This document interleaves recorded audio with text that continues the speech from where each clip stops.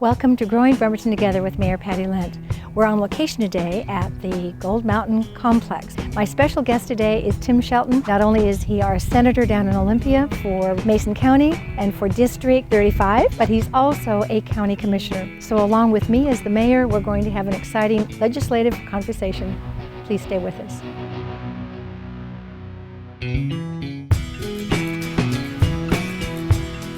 Welcome to Growing Bremerton Together with Mayor Patty Lent. We're on location, and as you can see, we're at the beautiful Gold Mountain Complex.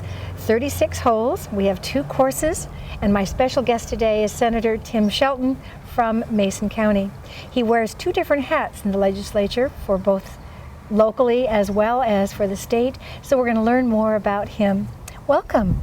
Well, thank you, Mayor. How did you get into politics? Boy, politics has always been in my family's blood. When I grew up, we were always watching television and the newscasts. I can remember the President Kennedy's assassination, the trip to the moon, all the things that were interesting when I was young. And I was involved in student politics. And for a while, I was also involved with the VISTA program, which is a domestic Peace Corps. So I was served on many different reservations here in Western Washington, worked for different tribes over the years, and was always interested in politics. So in 1986, I ran for Port Commissioner at the Port of Hoodsport. Good start.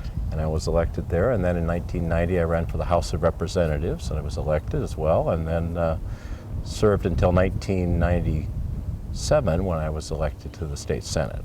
So you have a long-term. Yeah, and Patty, I have to say, if I can call you Patty. You can? Patty, I've been very fortunate because I live very close to Olympia, that I can drive down there each day and come home at night. And that was the deal when I first started with my wife. If I come home every night, it's going to work for us. We had a 6-year-old, and I have to give my wife a lot of credit. She's so supportive of my political career. That's great. I know that before politics, you also were in other work. I'm going to just mention my husband is 3rd generation for Kitsap County and in Bremerton, and you have a long lineage in Mason County. So your city is Potlatch. Potlatch, yep, small and community. Is there not farming, but you have timber? Timber, yes. My grandfather came there from Sweden in early part of the century and worked very hard, and when the camp closed, he bought what was there and some timber land and oyster ground as well, so we still operate that and cut timber and sell oysters. Some of the oysters go as far as Boston, Maine, New York City, so nice exchange. That's very good.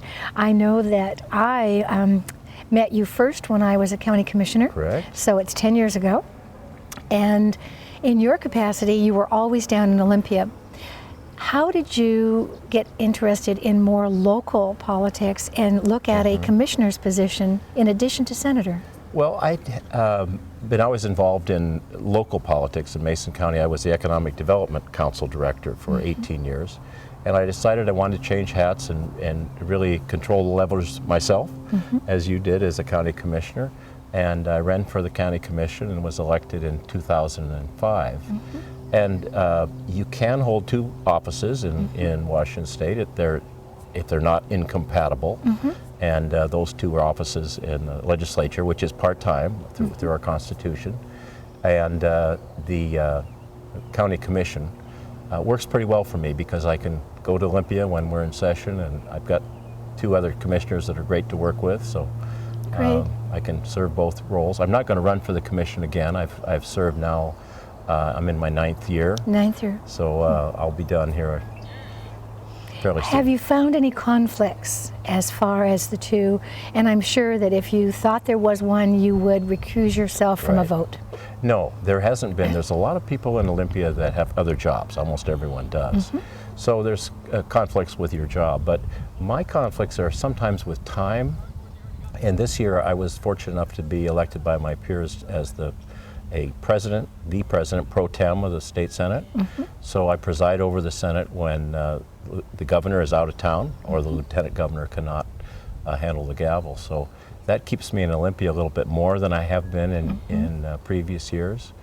And then I'm also part of the coalition majority in the Senate, and that that is a very different organization, basically. We have Republicans and Democrats that share certain principles, and we're working together, not as a party, but as a group of people that want things to get done. We don't want to be Washington, D.C. and Olympia. So. Exactly. We all read about the standoff that the two parties have become.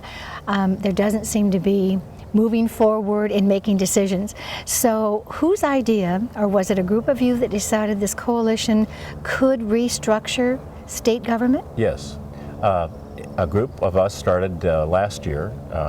Senator Castema is no longer in the legislature, and Senator Rodney Tom and I, when it was apparent that the Democrats, who were in the majority, could not pass a budget, and the budget that the House of Representatives had passed would have cost Mason County an additional $1.5 million a year with some of the mandates that were passed down to local government. We decided we would form a coalition with the Republicans at that time and passed our own budget.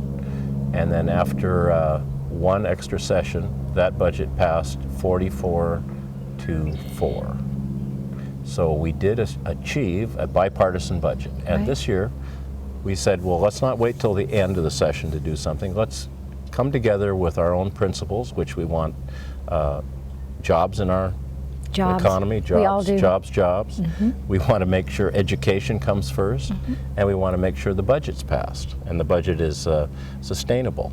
So by keeping our agenda focused, we don't get into the social programs. There are social problems. We all have those and are aware of those, but our job in state government is to pass a good budget, keep our kids in it first in education, keep Washington first in education, and we've got a lot of improvements to do, and our economy. So it's really almost two levels. Your level is that overview and the budget that drives some of the things that can be done in the state. Now, I've met Senator Tom, and you and he are almost totally different. Is it because of your mutual respect that you can work together side by side and come to these conclusions? Well, I think so. If you've met Senator Tom, he's from a very urban area. Lives in Mercer Island and a very different district than mine. As you know, in the 35th district, there's only two incorporated cities. I know. Bremerton and Sheldon. So we're very much a rural community out here, and a beautiful setting today at the golf course. The fact that we're able to come together is one that we share principles. We're both Democrats, but he's I think, a more liberal Democrat than myself. I'm a very conservative Democrat, but we've worked together, and we've got a coalition that often gets more than just the votes of our majority coalition. We've passed bills this year sometimes with 30 votes, or 27, 28, 29. So we get a lot of support from both sides of the aisle. I think they're watching, and when they see that they can take, and they being the entire Senate body, where they can take and move to one side or move closer to a decision-making process. So again, that's your leadership that's coming through.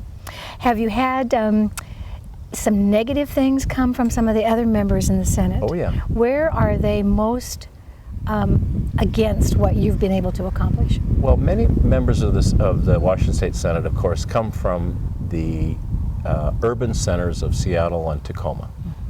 The population. The population center. And they have, or I think over the past years, the emphasis of the legislature has focused on that urban core of our state.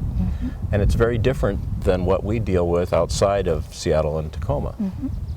So, for example, Initiative 1185, which limited taxes, told the legislature they needed a 2/3 vote for new taxes. Correct. That passed in 43 of the 40, I'll get my numbers right now, 43, yes, of the legislative districts of 49. The other 6 districts where it did not pass were entirely within Seattle. So if we did not form a coalition this year with people like myself and very different Rodney Tom, we would have Frank Chop as the Speaker of the House, which is, he's been Speaker for a long time, grew up in Bremerton, good guy. And you would have Ed Murray, who is also in the same legislative district in Seattle as the Majority Leader of the Senate.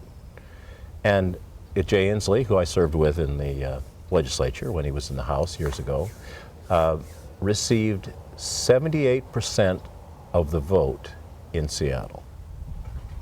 So with the governor's office, the House, and the Senate under that scenario, you would have a very different focus for Washington State than you do with what you have now. You know, our audience, and we've got a very, very active citizenry in Bremerton. Yes, you do. They come to our city council meetings and they're vocal. They like to respond to news articles, and I don't think that has been that clearly and precisely explained. So it does make a difference, and it levels the playing field. Yes. It will be interesting, the outcome of this special session. And do you think you can get everything accomplished in the next 2 weeks that have been identified? Well, we have up to 30 days 30 for the days. special session. Correct. But I've been in, this will be my 23rd special session. Some have lasted, the shortest one has lasted 7 hours. 7 hours. And the longest, of course, is 30 days. So by the Constitution, the governor cannot limit how many days we're in session and cannot limit what issues we should take up.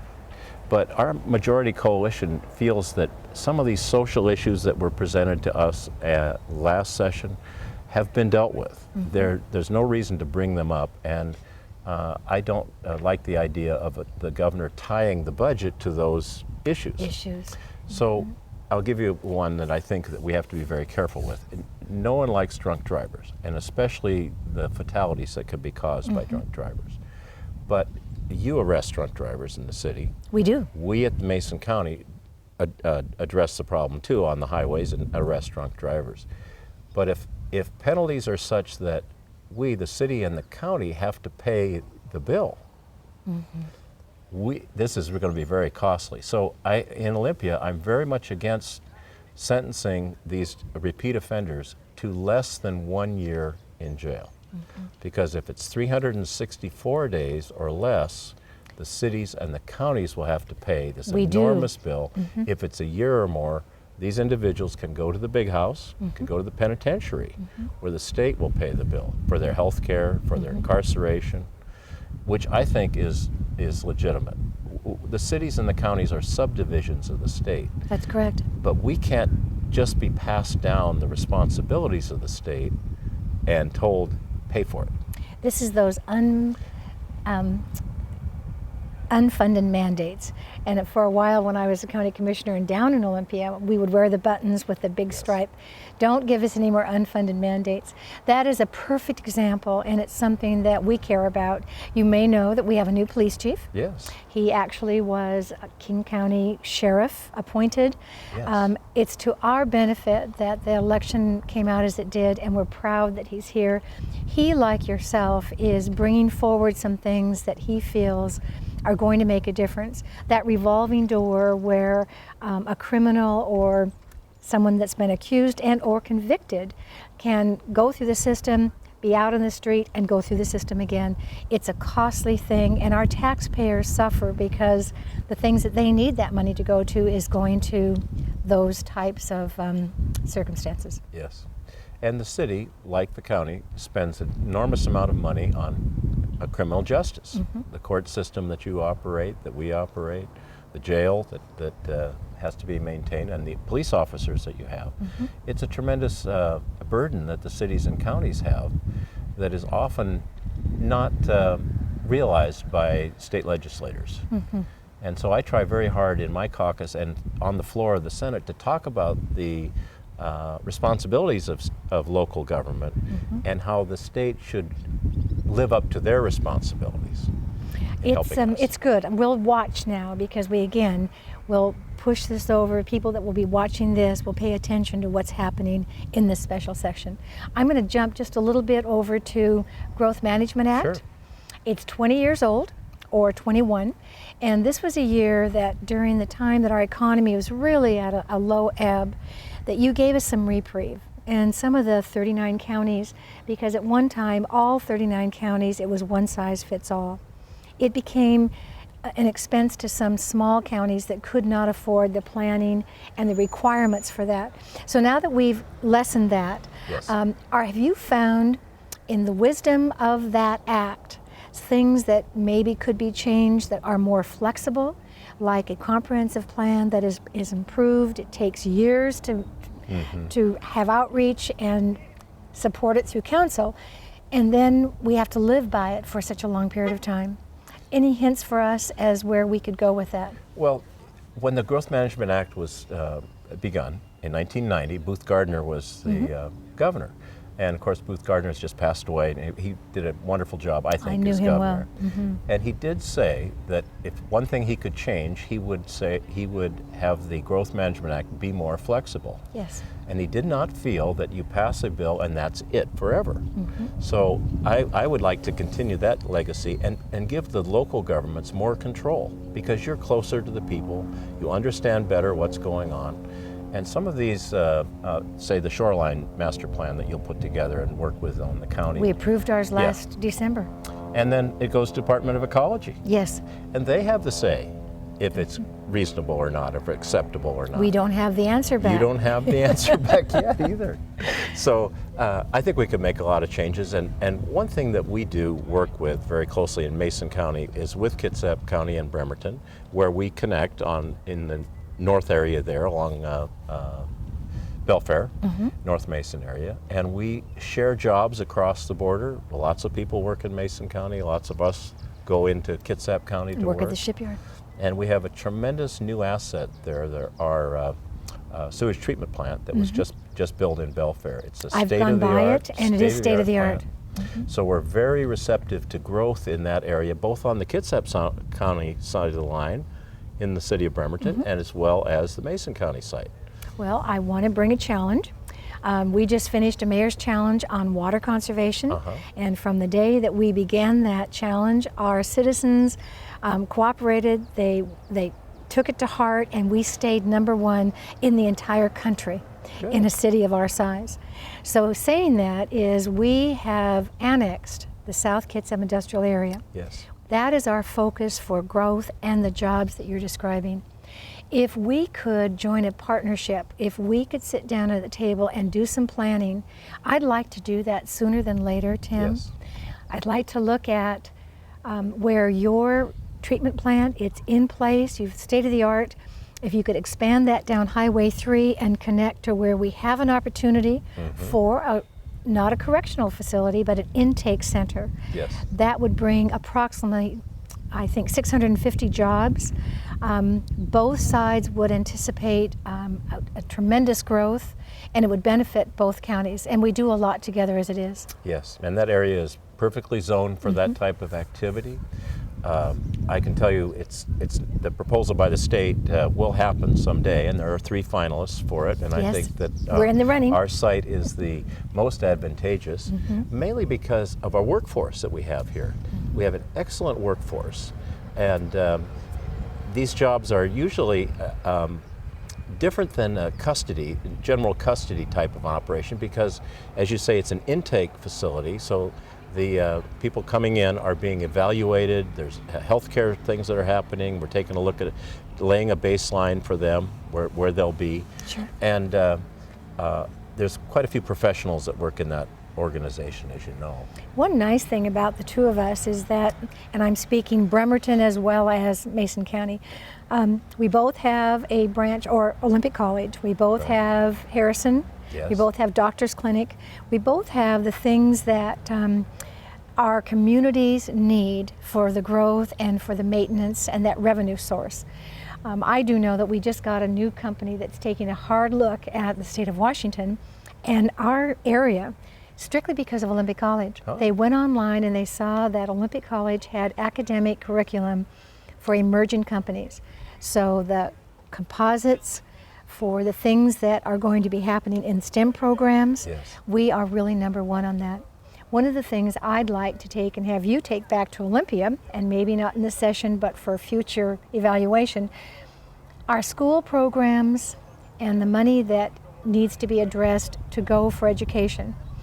If the system is just lowering the class size, I believe that we have some schools that are hallmark, that are poster children, and I want to use our STEM Academy as one.